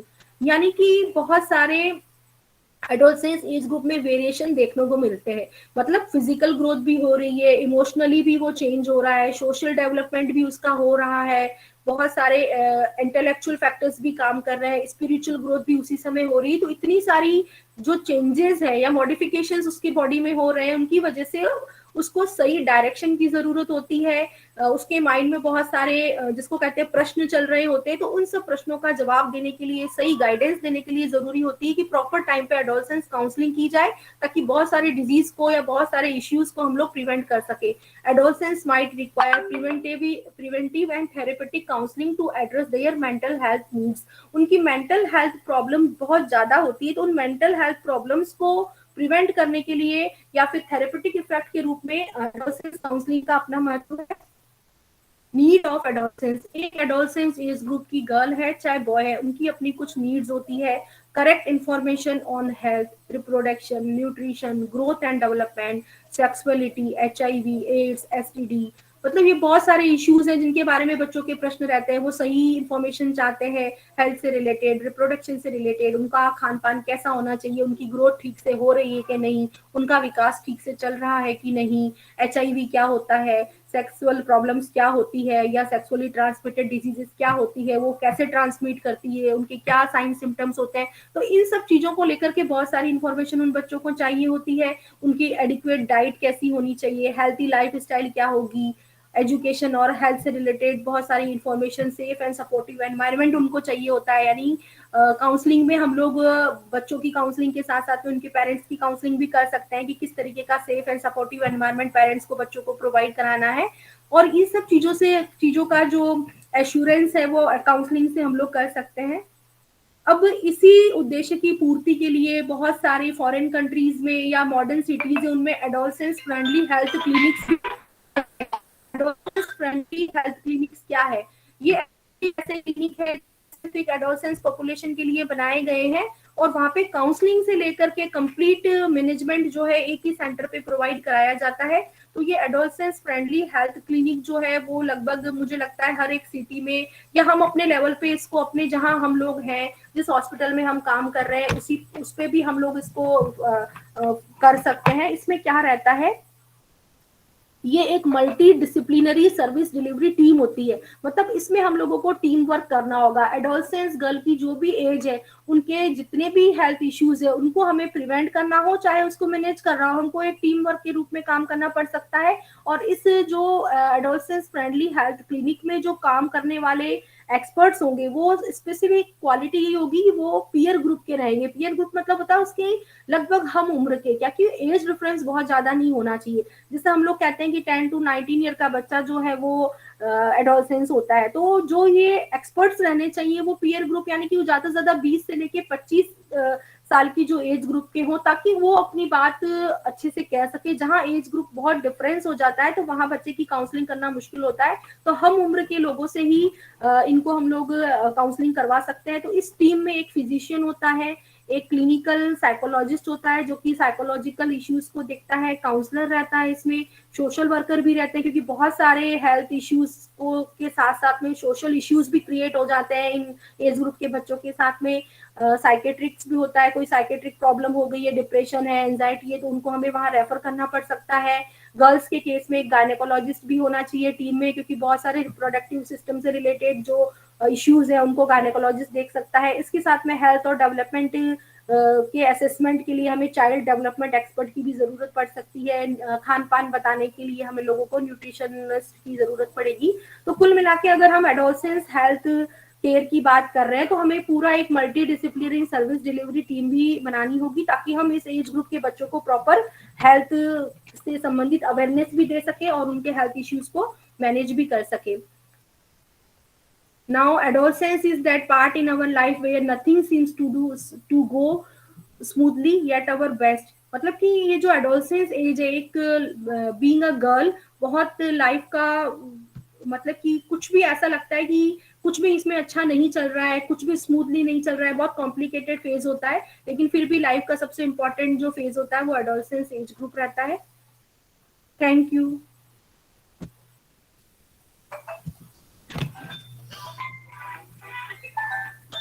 बहुत बहुत धन्यवाद डॉक्टर मीता, आपने बहुत बढ़िया एक्स्ट्रा ऑर्डिनरी प्रेजेंटेशन और सिंपल से शब्दों में और प्रत्येक समय कोई ना कोई क्लिनिकल बात को जोड़ते हुए आपने बहुत ही अच्छा प्रेजेंटेशन दिया। मैं समझती हूँ कि बहुत सारे स्टूडेंट्स को ये उपयोगी होगा और उससे वो आपने दिए हुए बहुत सारे सुझावों के ऊपर वो क्रियान्वयन करेंगे और बहुत ही बढ़िया हमें आयुर्वेद को ऊपर उठाने के लिए, साथ में स्कूल कॉलेज की बात करके आपने बहुत ही अच्छा बढ़िया उसमें एक दिशा सूचन किया है और बहुत सारे स्टूडेंट्स मैं समझती हूँ कि उससे प्रेरणा लेंगे और बहुत अच्छे चिकित्सक की ओर अग्रसर होंगे।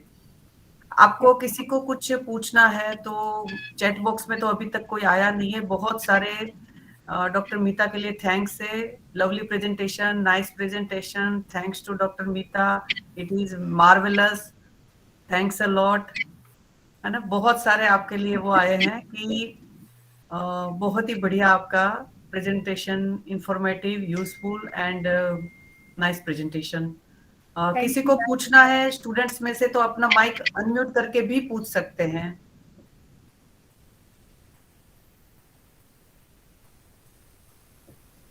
और चैट बॉक्स में लिखेंगे तो मैं साथ में पढ़कर भी बता सकती हूँ कि क्या है। तो तब तक मैं एक दो बात को, जैसे डॉक्टर मीता ने कहा था कि नेटवर्क थोड़ा सा दिक्कत वाला रह सकता है, तो मैं काफी परेशान सी थी।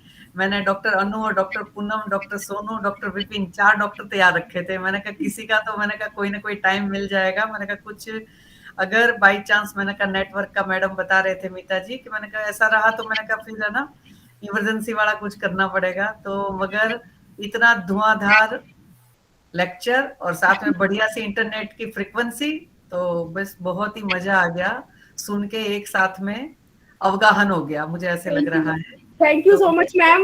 मैम मेरा एक एफर्ट था, मुझे लगता था कि मैम ने मुझे इतनी अच्छी अपॉर्चुनिटी दी है तो मैं अपना जितना बेस्ट कर सकती थी मैंने कोशिश की है मैम, और आगे भी आप बहुत ही बढ़िया। हाँ मैम, आप जरूर मुझे कहिएगा, अगर मैं जी। मेरी कुछ मैम बच्चों के लिए हो सकेगी तो मैं अपना अच्छा कोशिश करूंगी मैम इसमें। बिल्कुल बिल्कुल, बस एक इमरजेंसी वाला लेक्चर भी तैयार करके रखना, जैसे ये जो 4-5 डॉक्टर है ना, उन सारों का तैयार ही रहता है कि अचानक कुछ ऐसा हो जाए ना, तो अब ऑनलाइन, मुझे ऑनलाइन टीचर्स भी चाहिए ऐसे, है ना। जी जैसे जी। इसमें डॉक्टर गीता मैम भी है कि वो भी हमेशा ऐसे कहीं भी कुछ रहता है तो फटाफट, है ना, कि कोई भी एक क्लिनिकल टॉपिक है ना, इस ज्यादातर हमारा यही रहता है कि हम बच्चों को बहुत अच्छी क्लिनिकल पावरफुल ऐसे करके निकाले और वो बहुत अच्छा उनको रहे ऐसे। अच्छा, ये एक बार एक है उसमें, गीता मैम ने पूछा है, how to give sex education to the adolescent. हाँ मैम, मैं मैम से, गीता मैम से मैं बताना चाहूंगी कि जो जनरल एजुकेशन है जो स्कूल्स में बच्चों को दी जा रही है, उसका एक बहुत इंपॉर्टेंट पार्ट सेक्स एजुकेशन हो गया है। क्योंकि बच्चे जो होते हैं वो बहुत ज्यादा, मतलब उनका क्या बोल सकते हैं कि उनके मन में बहुत ऐसे विचार होते हैं, तो उसको हम डायरेक्टली नहीं बता सकते, लेकिन बीइंग अ डॉक्टर हम उनका ग्रुप बना सकते हैं। जैसे हम लोग फिजिकल हेल्थ चेकअप के लिए अगर वहां जा रहे हैं, तो हम 5-5 लड़कियों का, 6-6 लड़कियों का एक सेपरेट ग्रुप बना करके और उनको अकेले में, क्योंकि जैसे हम डॉक्टर हैं तो बीइंग ए डॉक्टर हमें कुछ बातें उनको समझा सकते हैं कि किस तरीके से क्या एज ग्रुप रहता है हमारी बॉडी में, सेक्स से रिलेटेड जितने भी उनकी अगर कोई क्वेरीज है वो हमसे पूछ सकती हैं, और हम अपनी डॉक्टरी लैंग्वेज में उनको समझा सकते हैं कि किसी के मतलब गुड टच, बैड टच तो इसका है ही, वो तो हमें बताना ही है कि गुड टच क्या है, बैड टच क्या है। आपको अगर इस एज ग्रुप में कोई किस तरीके से छूता है तो आप क्या होने के, किस तरीके से रिप्रोडक्शन होता है, कुल मिला के रिप्रोडक्शन भी उनको बताना ही है कि हमें कैसे किसी से दूर रहना है। तो चूंकि हम लोग डॉक्टर्स हैं तो हमें इसमें कोई शर्म नहीं होनी चाहिए अगर हम सेपरेटली बच्चियों को 3-3, 4-4 का ग्रुप बना के इस तरीके का एजुकेशन भी हम उनको दे के आ सकते हैं। और वो नीड भी है, आज के समय की ये नीड भी है कि उसकी क्या है, उसकी क्या लिमिट है, किस एज ग्रुप में बच्चियों को इस चीज में आफ्टर मैरिज इसमें इन्वॉल्व होना है, क्या उसके नुकसान हो सकते हैं, क्या उसके कॉन्ट्रासेप्शन क्या होता है। तो ये सारा सेक्स एजुकेशन से रिलेटेड जो भी एक तैयार करके उसको हम लोग प्रेजेंट कर सकते हैं वहाँ पे, उनके जो प्रिंसिपल सर है या उनकी जो मैम है वहां से, क्योंकि ये जरूरी कर दिया, गवर्नमेंट ने भी इसको जरूरी किया है, और हम डॉक्टर रहेंगे तो हमें इसके लिए कोई शर्म नहीं होनी चाहिए कि हम एडोलसेंस गर्ल को इसकी अगर इन्फॉर्मेशन देते हैं तो हम कुछ मैम वो बना सकते हैं, पैम्पलेट्स बना सकते हैं इसके रिगार्डिंग, पैम्पलेट बना के डिस्ट्रीब्यूट करवा सकते हैं। इसके जो लेक्चर्स होते हैं ऑनलाइन लेक्चर्स करवा के उनमें बच्चों को जोड़ सकते हैं, जिसमें केवल बच्चियां रहें और हमारे स्पेशलिस्ट रहें, ये भी कर सकते हैं। ठीक है, thank you ma'am, thank you. क्योंकि ये बड़ा हम लोगों की कल्चर में थोड़ा सा नहीं मैम, रहता वीडियो है। मैम आजकल वीडियोस भी, हाँ आजकल कार्टून के जो वीडियो आते हैं इस पे, नेट पे भी बहुत सारे वीडियोस, जैसे मेंस्ट्रुअल हाइजीन के वीडियो भी आते हैं, उसी तरीके से सेक्स एजुकेशन से रिलेटेड वीडियोस आते हैं, उनको हम डिस्प्ले करके बता सकते हैं। पहले हमारा हम स्पीच के थ्रू हम उनको अवेयरनेस देंगे, उसके बाद में हम उनको वीडियो भी दिखा सकते हैं। तो बच्चियां इसमें हो सकता है वो हेजिटेट रहेंगी, लेकिन हेजिटेट वो रह रही है, और अगर हम भी इसी तरीके से चुप रहे तो बहुत सारी बेसिक इंफॉर्मेशन है वो हम उनको नहीं दे पाएंगे। तो कहीं ना कहीं हमें भी अपने मन में जो डर है या इसके लिए हिचक है उसको हटाना पड़ेगा मैम। ठीक है, thank you ma'am. Actually parents के, ये पेरेंट्स कई बार मदर्स है ना, हाँ वो इस बार लोगों से पूछती हैं कि हम बच्चे को कैसे बताएं, है ना। जी जी जी। तो चलो ठीक है, थोड़ा मुझे समझ में आया, हम लोग ऐसे गाइड कर सकते हैं। ठीक है, ठीक है, जी थैंक यू मैम, बहुत अच्छा लेक्चर था आपका, बहुत बढ़िया। Thank you ma'am. जी, 2021 की आज विदाई हो रही है। अब हम नए साल में नए लेक्चर्स के साथ 328वां लेक्चर, डॉक्टर आभा आरएमओ शालाक्य से एमएस है, और डॉक्टर साहब की धुआंधार बैटिंग के साथ 2022 शुरू करेंगे। 2021 का पहला लेक्चर 1 फरवरी को डॉक्टर मीनाक्षी शुक्ला का role of vata dosha in the yonivyapat with special reference to shwet pradar हमने शुरू किया था, और ये पूरा ही लेक्चर का कार्यक्रम अनवरत 2021 में अनेक व्याख्यानकर्ता के द्वारा प्रस्तुत किया गया, और मैं उन सभी व्याख्यानकर्ताओं को डॉक्टर मीनाक्षी शुक्ला से लेकर डॉक्टर मीता झाला तक विश्व भारत परिषद की ओर से सभी का हार्दिक धन्यवाद करती हूँ कि आपने इस ज्ञान यज्ञ में आहुति दी। बहुत सारे बच्चे उससे प्रेरित हुए, आगे भी प्रेरित होते रहेंगे, और हम कहीं ना कहीं आयुर्वेद चिकित्सा पद्धति को लोगों के बीच में पॉपुलर करवा सके और लोगों की वो पहली चॉइस बने कि कुछ भी होता है तो वो हमारे पास आकर अपना समाधान मिल ही जाएगा, ऐसी मानसिकता के साथ हमारे पास आए और हम उनकी सेवा कर सके। तो ये 2021 का अंतिम लेक्चर आज का है, शुक्रवार भी है, अंतिम दिन भी है। और 2022 में मैं चाहती हूँ कि सारे, आज 30 से ज्यादा लोगों ने ज्वाइन किया था, इससे भी मुझे बहुत खुशी थी कि बहुत सारे लोग, डॉक्टर मीता के स्टूडेंट्स ने भी ज्वाइन किया होगा, बहुत सारे हमारे स्टूडेंट्स भी, सभी का मैं हृदय से धन्यवाद करती हूँ। और डॉक्टर गीता मैम से आग्रह करती हूँ कि आधिकारिक तौर पे विश्व आयुर्वेद परिषद की ओर से आप डॉक्टर मीता का धन्यवाद करें। Over to you ma'am. Thank you Hetal ma'am, मुझे बार बार आप मौका देते हो बोलने का। मेरे पास वैसे पहले तो मैं धन्यवाद मीता मैम का और हेतल मैम का करती हूँ। विश्व आयुर्वेद परिषद की तरफ से जो सभी श्रोता थे यहाँ जो ज्वाइन हुए, और बाद में भी कई लोगों को आदत पड़ गई है कि वो यूट्यूब पे देख लेते हैं लेक्चर, तो बाद वाले ज्यादा हो जाते हैं, ऐसे मैंने ऑब्जर्व किया है। तो हाँ यानी जी, इतना ज्यादा इंफॉर्मेटिव, यानी बुकिश अलग होता है पर बुकिश को प्रैक्टिकल रूप देना है ना, और वास्तव में ही प्रैक्टिकली जो जो चीजें हम लोग देख रहे हैं उसको सबको सम अप करना। बहुत सी स्लाइड्स, यानी मुझे अंदाजा नहीं लग रहा मैडम को इन स्लाइड्स को बनाने में कितना ज्यादा समय लगा होगा, और एक एक पॉइंट उन्होंने चुन चुन के हर चीज को समझाया। यानी जो हम लोग बहुत पुराने एक्सपर्ट है, हम लोगों के लिए भी बहुत सी नई चीजें थी, जैसे वो आपने एक बताया था ना 28 मई वाला, वो मुझे नहीं पता था, मैं खुद बता रही हूँ कि मुझे नहीं पता था कि उसकी ऐसे इंपॉर्टेंस है, 28 डेज और 5 डेज से लिंक है। वो देखो नया नया पॉइंट पता चला। और मेंस्ट्रुअल हाइजीन का, और मतलब एडोलसेंट्स में हमें देश को ही बचाना है इन सब, ये जो ड्रग एब्यूज हो रहा है या कुछ भी हो रहा है, और बच्चों को एजुकेशन दे के बहुत सी प्रॉब्लम से हम बचा पाएंगे। तो यानी आपका लेक्चर बहुत यानी सराहनीय था, मुझे ज्यादा शब्द नहीं आएंगे। विश्व आयुर्वेद परिषद की तरफ से हम सब लोग आपके बहुत बहुत आभारी हैं। यानी ये सराहना यानी इस तरह से नहीं कि हम लोग एक कर्टसी के लिए बोल रहे हैं, सच में बहुत बहुत सुंदर आपका व्याख्यान था, और उसमें मुझे लग रहा है गागर में सागर, यानी थोड़े से टाइम में बहुत सारा आपने दे दिया, ये बड़ी बात थी। तो थैंक यू सो मैम आप, मच। हाँ, आपके लिए हमारी नए वर्ष के लिए भी शुभकामनाएं, और आपके लिए इस आयुर्वेद के लिए भी आपसे मैं शुभकामनाएं बोलती हूँ, और सबके धन्यवाद करती हूँ जो लोग यहाँ पे उपस्थित हैं, हेतल मैम का भी, और goodbye 2021 and wish you all happy new year 2022। बाकी मैं अभी डॉक्टर हेतल मैम को बोलती हूँ, आगे अपना कार्यक्रम को बढ़ाएंगी। Thank you madam. जी, जी। बहुत बहुत धन्यवाद मैम। और doctor Geeta ma'am, doctor Mita Jala, दोनों का ही हार्दिक धन्यवाद कि आप यहाँ आते हैं और आपके माध्यम से बहुत सारे स्टूडेंट्स भी और जुड़ते हैं, तो कहीं ना कहीं हम आयुर्वेद चिकित्सा पद्धति के लिए कुछ अच्छा कर पाए। और अभी 2-3 महीने से हमने उसमें यूट्यूब पे मैडम लेक्चर अपलोड करना बंद किया था, क्योंकि ऐसा हो रहा था कि जो अभी लाइव लेक्चर जो रहता है उसमें सिर्फ 1-2 स्टूडेंट्स ही थे।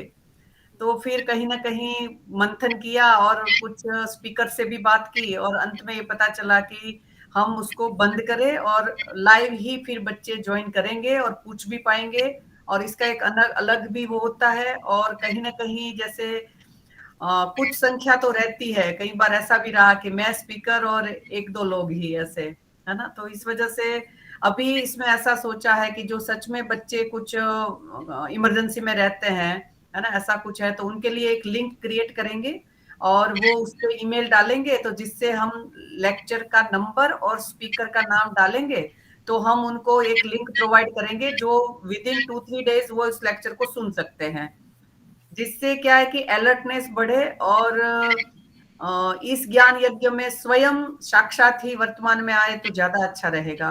और जो स्पीकर है, जो निस्वार्थ भाव से, समर्पण भाव से और त्याग की भावना से जो शिक्षा देते हैं, विद्या देते हैं, तो उसका हम कहीं ना कहीं एक मान सम्मान भी कर सके इसी के माध्यम से, ऐसा सोच के फिर इसमें अभी थोड़ा सा चेंज किया था, है ना। तो लास्ट लगभग 2-3 महीने से, 3 महीने से उसमें अपलोड नहीं किया है। तो एक अभी लिंक और गूगल फॉर्म हम बन चुका है, करीब करीब मैं डालूंगी फेसबुक पे। तो सभी से आग्रह है कि अगर ऐसा कुछ है कि ये टॉपिक और स्पीकर का नाम देख के आपको अच्छा लगता है, तो ऐसे वो भी ऐसे ही फ्री ऑफ कॉस्ट ही है, ऐसे ही दे देंगे, मगर वो ज्ञान की अभिलाषा को बरकरार रखे और इसको समझे और पढ़े, आगे आए, तो यही भावना है उसके पीछे, और कहीं ना कहीं बढ़िया आयुर्वेदिक चिकित्सक बने। आज के व्याख्यान की पूर्णाहुति करते हुए मैं शांति मंत्र बोलूंगी और आप सभी म्यूट रखकर ही इसको दोहराएंगे। ओम सर्वे भवन्तु सुखिनः, सर्वे सन्तु निरामया, सर्वे भद्राणि पश्यन्तु, मा कश्चित् दुःखभाग् भवेत्। ओम शांति शांति शांति। नमो नमः।